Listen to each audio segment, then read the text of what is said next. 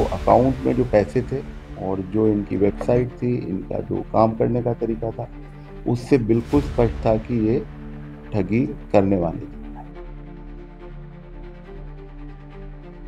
Rajasthan police के SOG ने आज प्रेस वार्ता कर एक बड़ा खुलासा किया है, जिसमें 4 आरोपी जो कि स्कॉर्पियो ठगी कांड में शामिल थे उनके बारे में बताया है। वो 4 आरोपी जो कि लोगों को आसानी से बेवकूफ़ बना के लाखों रुपए का लोगों का चूना लगा देते थे। जी हाँ, ऐसा इसलिए कह रहे हैं क्योंकि आज अधिकारियों ने साफ तौर पर, एसओजी के जो अधिकारी हैं उन्होंने साफ तौर पर एक प्रेस वार्ता बुलाई है, जिसमें इन चारों के नाम और इनका जो पूरा रिकॉर्ड रहा है, क्राइम रिकॉर्ड, उसके बारे में भी बताया है कि किस तरीके से ये 4 आरोपी हैं जो कि इनका सरगना है। इसमें कई सारे लोग संलिप्त हैं। वो कैसे लोगों को बेवकूफ़ बनाते हैं और लोगों को ठगी का शिकार बनाते हैं।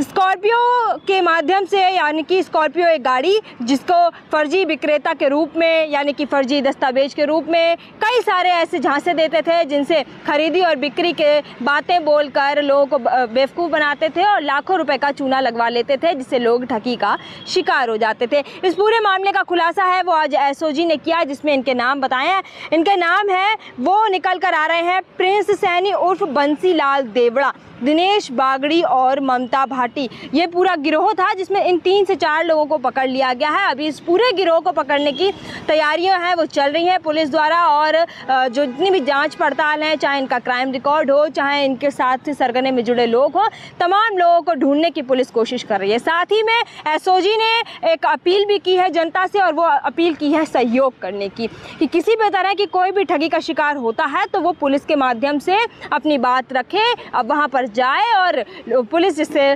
जांच पड़ताल कर पाए और ये पूरा जो ऑपरेशन है उसको सफल बनाया जा सके। और वहीं आपको बता दें कि ये जो 4 आरोपी हैं, इनको अब न्यायिक हिरासत में ले लिया गया है और उनके ऊपर तमाम जांच पड़ताल कार्रवाई है वो की जा रही है। आज की जो प्रेस कॉन्फ्रेंस है उसको बुलाने का उद्देश्य ये है कि एसओजी द्वारा एक जांच की गई, जिसके अंदर की बंसीलाल उर्फ प्रिंस सैनी, उसके डायरेक्टर हैं दूसरी ममता भाटी और एक मैनेजर दिनेश बागड़ी, इन 3 लोगों को गिरफ्तार किया गया है।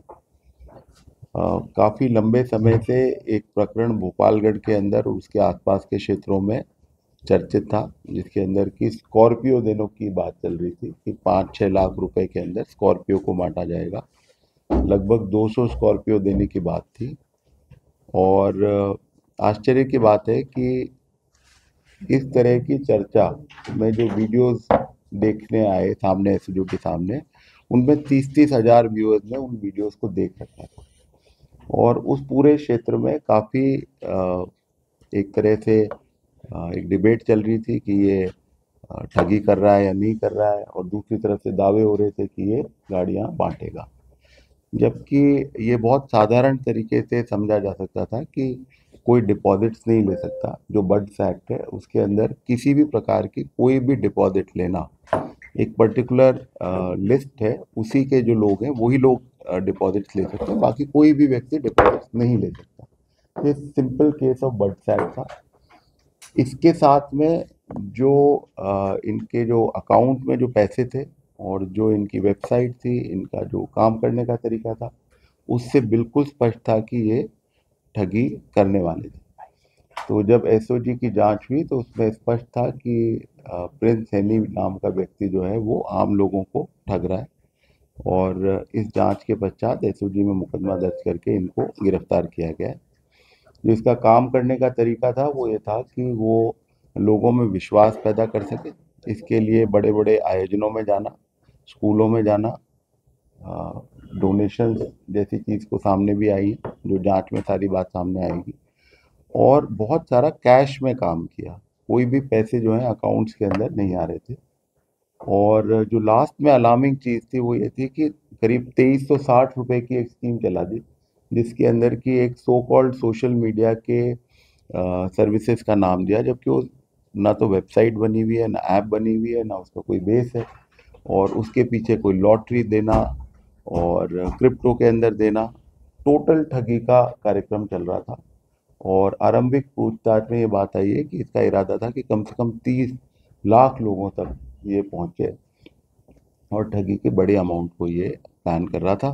बट एसओजी ने इसका जो अपराध का तरीका था उसका पटाक्षेप करते हुए अब गिरफ्तार किया है।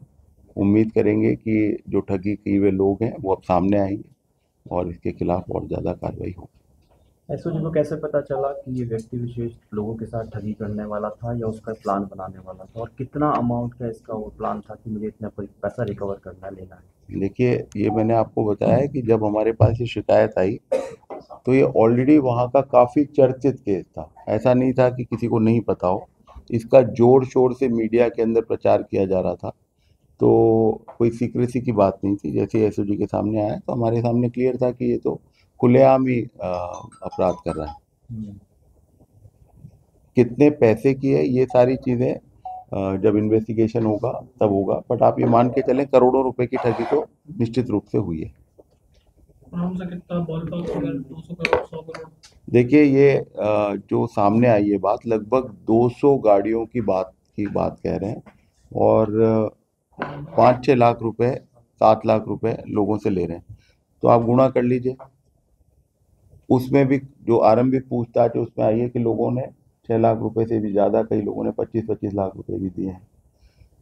ये जो 2360 रुपए थे इसमें भी कितने लोगों ने दिए हैं ये भी चीज़ सामने आएगी। तो ये बिल्कुल आरंभिक स्टेज के ऊपर ही हम लोग ये प्रेस कॉन्फ्रेंस के जरिए जनता को बताना चाह रहे हैं कि और पैसे ना दें, क्योंकि अभी भी लोग पैसे लगातार जमा करा रहे हैं। आरोपी अकेला है या आरोपी के साथ और भी गैंग के सदस्य जिन्हें गिरफ्तार करना शेष रह गया? अभी तो बहुत गिरफ्तारियां बाकी हैं। जो इमीडिएटली गिरफ्तारी हुई है वो दिनेश बागड़ी करके जो इसका मैनेजर है उसकी हुई है, और कंपनी में जो को डायरेक्टर है ममता भाटी उसकी हुई है। और कौन कौन है जो अभी फरार चल रहे हैं जिनके ऊपर एसओजी की नजर है? देखिए, बर्ड्स एक्ट के अंदर जो फर्स्ट लेयर होती है, जो दूसरे लोगों को इनकरेज करते हैं कि हम पैसे लेते हैं उनके थ्रू जाके, तो वो भी सारे के सारे लोग आरोपी बनेंगे। सर इनका बैकग्राउंड क्या है? ये मतलब ये 12वीं फेल है। ये 12वीं फेल है। ये इससे पहले भी इस तरह की कोई स्कीम चलाने की इसके बारे में जानकारी आई है। सर कोई मुकदमा वगैरह इनके खिलाफ पहले भी दर्ज हो चुके हैं? अभी मुकदमा अभी भी रिसेंटली दर्ज हुआ था, पहले भी दर्ज हुआ था, तो कुछ मुकदमे दर्ज हुए हैं, क्रिमिनल रिकॉर्ड है। इनकी मॉडस ऑपरेंडी क्या थी? कैसे ये लोगों को बताते थे कि इतने कम पैसे में ये वैक्सीन प्रोवाइड करा रहे हैं?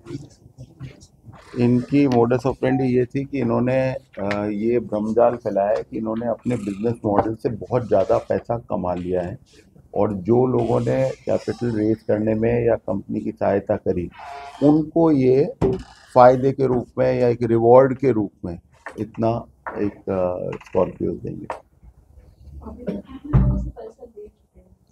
देखिए, ये वाला जो पार्ट है, मनी ट्रेल वाली जो पार्ट है, ये पहले ही दिन अभी अरेस्ट हुए, तो कहना थोड़ा सा जल्दबाजी होगी, पर जैसे जैसे चीज़ सामने आएगी। लेकिन बहुत क्लियर है कि करोड़ों रुपए की ठगी तो निश्चित रूप से हुई है।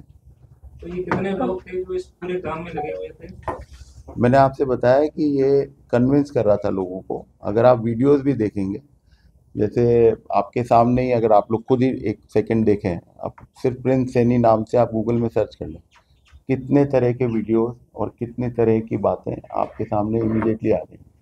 आप इनकी एक वेबसाइट देखेंगे, harvestAItechnology.com करके, इतनी बहुत ही साधारण सी वेबसाइट है। उसमें एक विदेशी नाम चेहरे के साथ में एक मैनेजर दिखा रखा है, उसके लिंक्स भी काम नहीं कर रहे हैं। ये बहुत ही साधारण वेबसाइट, और उसके बेसिस पे AI का नाम यूज़ कर तो ये कि AI भी एक ऐसा एलिमेंट है जो कि आज की तारीख में ठगी के रूप में लोगों को लुभावित करता है कि साहब AI का कुछ करें।